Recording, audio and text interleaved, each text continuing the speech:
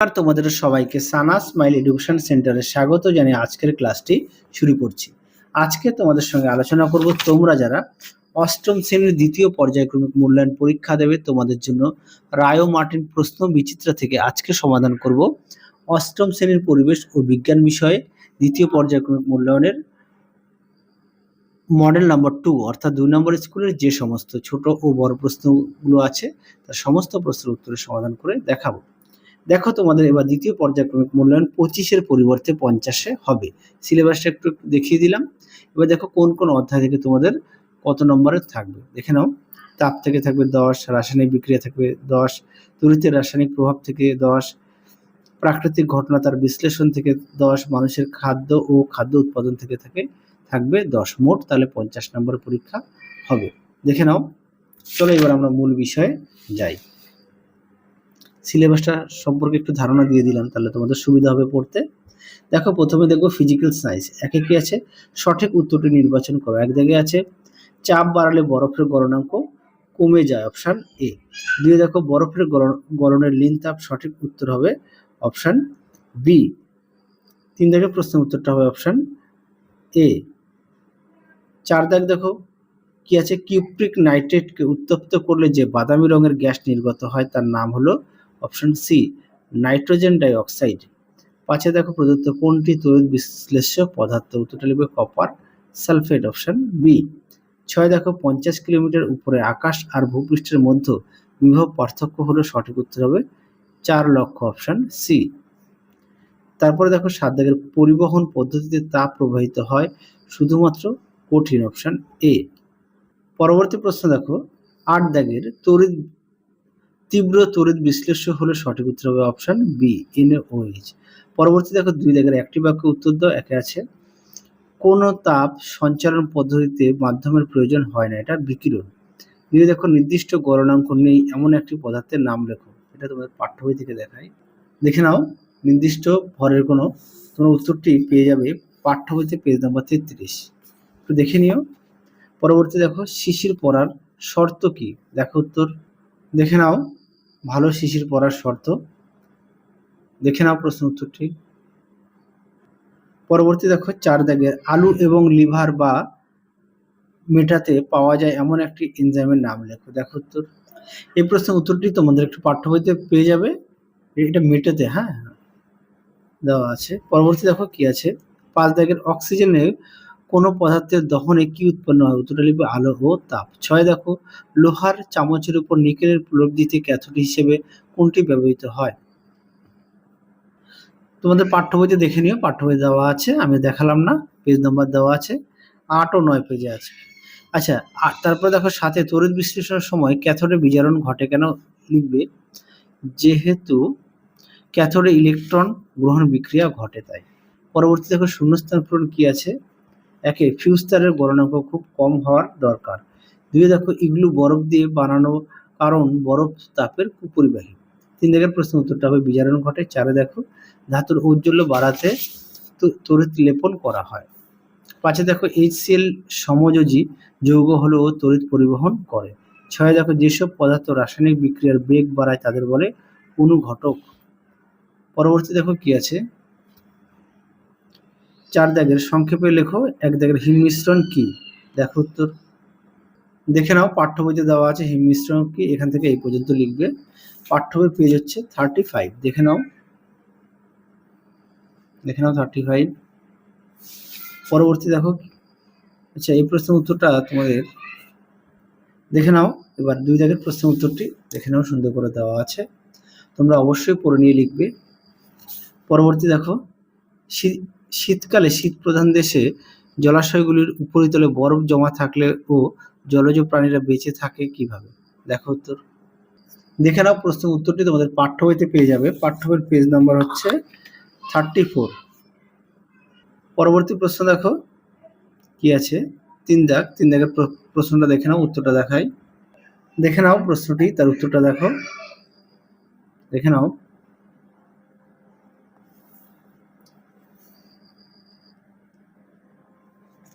পরবর্তী দেখো কি আছে, 4 দাগের ঝালাইয়ের কাজে অক্সিজেন ও অ্যাসিটিলিন গ্যাসের মিশ্রণ ব্যবহার করা হয় কেন, দেখো প্রশ্ন উত্তর।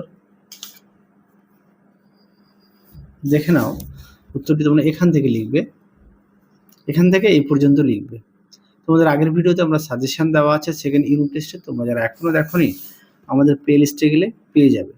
আচ্ছা, পরবর্তী দেখো 5 দাগ, 5 দাগের প্রশ্নটা একটু দেখে নাও, তোমাদের উত্তরটা দেখাই। দেখে নাও প্রশ্নের উত্তরটি তোমরা এখান থেকে লিখবে, দেখে নাও সুন্দর করে দেওয়া আছে। তোমরা অবশ্যই দেখো বিক্রিয়া, ক্যাথোড, অ্যানোড, তোমরা এইভাবে পয়েন্ট দিয়ে লিখবে, এই পর্যন্ত লিখবে। চিত্রটাও দেখে নাও। তোমাদের এই প্রশ্নটির পাঠ্য বইতে 105 পেজে পেয়ে যাবে। 6 দেখো গ্যালভানাইজেশন কি, এর প্রয়োজনীয়তা কেন? দেখো উত্তর, দেখে নাও প্রশ্ন উত্তরটি।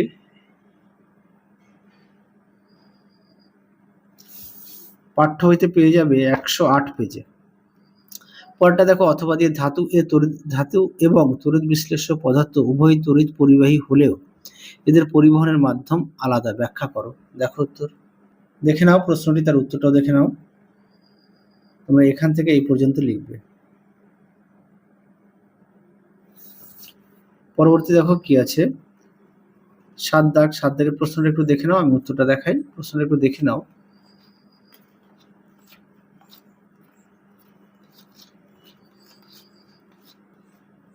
দেখে নাও,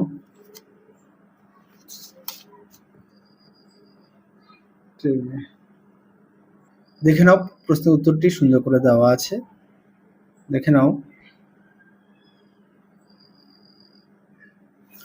পরবর্তী দেখো, বায়ুতে তড়িৎ প্রবাহ হয় কেন? দেখো প্রশ্ন উত্তর, এখান থেকে এই পর্যন্ত লিখবে। পরবর্তী প্রশ্ন দেখো, পরবর্তী আমরা লাইফ সায়েন্সের সমাধান করব। একে আছে মটর, বিনস, ছোলা প্রভৃতি হলো সিম্বগোত্রীয় উদ্ভিদ। 2 আছে ডেঙ্গি রোগের জীবাণুর নাম হলো, উত্তরটা হবে ফ্ল্যাভিও ভাইরাস। 3 দেখো আম গাছ চাষের প্রাথমিক বৃষ্টিতে নাইট্রোজেন সার প্রয়োগ করা হয়। 4 দেখো মাছের প্রাথমিক খাবার হলো, উত্তরটা হবে ফাইটোপ্ল্যাঙ্কটন। 5 দেখো মৌমাছিদের জীবনচক্রের তৃতীয় পর্যায়টির নাম হলো পিউপা। পরবর্তী দেখো 1 দাগে চা পাতার উপস্থিতি উপকারটির নাম হলো, সঠিক উত্তর হবে ট্যানিন, অপশন ডি। 2 দেখো প্রদত্ত কোনটি রবি ফসল, উত্তরটা লিখবে গম, অপশন সি। 3 দেখো রক্তের মাধ্যমে সঞ্চারিত ভাইরাস গঠিত যকৃতের ক্ষতজনিত রোগটি হলো, উত্তরটা হবে হেপাটাইটিস, অপশন ডি। পরবর্তী দেখো বিদ্রোহী শব্দটি নির্বাচন করো, এটা 1 হবে বাটা, 2 হবে ড্রিপ পদ্ধতি।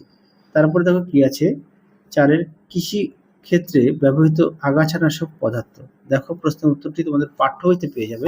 দেখে নাও আগাছানাশক সুন্দর করে দেওয়া আছে, তোমরা উত্তরটি এখান থেকে লিখবে, না সরি এখান থেকে লিখবে। দেখে নাও পেজ নম্বর হচ্ছে 209। পরবর্তী দেখো কি আছে, সরি এখানে দুটো উদাহরণ দেবে তোমরা, দেখো দেওয়া আছে, হ্যাঁ ডেলোপেন, পিক্লোরাম, হ্যাঁ এই দুটি নাম এখানে দেবে। আমি ভুল বললাম, এতটা লিখতে হবে না, যেহেতু 1 নম্বরের প্রশ্ন আমি নাম্বারটা খেয়াল করিনি। 2 দেখো অসংক্রামক রোগ ঘটিত মহামারী, এটা উত্তর হবে হৃদরোগ, চোখে ছানি। পরবর্তী দেখো কি আছে, 5 দাগের 1 আছে নিবিড় মিশ্র চাষ কাকে বলে? দেখো প্রশ্ন উত্তর, দেখে নাও প্রশ্ন উত্তর। পরবর্তী দেখো কি আছে, 2 দাগের হিউমাস কি? দেখো প্রশ্ন উত্তর, দেখে নাও প্রশ্ন উত্তরটি হিউমাস কি, এখান থেকে এই পর্যন্ত উত্তরটা লিখবে। পরবর্তী দেখো 3 দাগের লিটার তৈরি করার পূর্বে কি দিয়ে ঘরের মেঝে জীবাণুমুক্ত করা হয়? এটা তোমাদের পাঠ্য বইতে পেয়ে যাবে 226 পেজে, পাঠ্য বইতে পেয়ে যাবে। আচ্ছা পরেরটাও পাঠ্য বইতে পেয়ে যাবে, একটু দেখে নিও, পেজ নাম্বার দেওয়া আছে। আচ্ছা পরেরটা দেখো কি আছে, কালাজ্বর সৃষ্টিকারী আদ্র প্রাণীটির নাম দেখো, এখানে লিখে দিয়েছি। তারপরে দেখো তাহার বাহকের নাম, উত্তরে লিখবে বালিমাছি। পরবর্তী দেখো 6 রাখে চাষের জমি প্রথমে অনাবাদি ফেলে রাখা হয় কেন? দেখো প্রশ্ন উত্তর, এটাও তোমাদের পাঠ্য বইতে 207 পেজে পেয়ে যাবে, যেহেতু পাঠ্য বই দিয়ে দিলাম তোমাদের সুবিধা হবে। 2 দেখো জৈব সার ব্যবহারের দুটি উপকারিতা উল্লেখ করো। দেখো উত্তর, এটাও তোমাদের পাঠ্য বই পেয়ে যাবে, হ্যাঁ সেই কারণে দেখালাম না, একটু কষ্ট করে দেখে নিও। 3 দেখো কেন ময়লা জলে মাছ চাষ করা হয়ে থাকে? দেখো এটা তোমাদের পাঠ্য বই পেয়ে যাবে 217। আর সহায়িকা থেকে দেখাই, দেখে নাও উত্তরটি, দেখে নাও।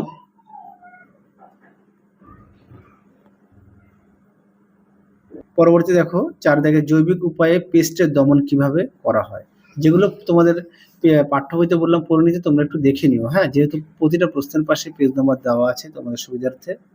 দেখে নাও, প্রশ্নের উত্তরটি সুন্দর করে দেওয়া আছে, তোমরা অবশ্যই পড়ে নিয়ে লিখবে। দেখে নাও। তাহলে চলো আজকের মতো এখানেই সমাপ্ত করছি। আবার দেখা হবে খুব শীঘ্রই তোমাদের পরবর্তী ভিডিওতে। তোমরা সবাই সুস্থ থেকো, ভালো থেকো। আজকের মতো টাটা।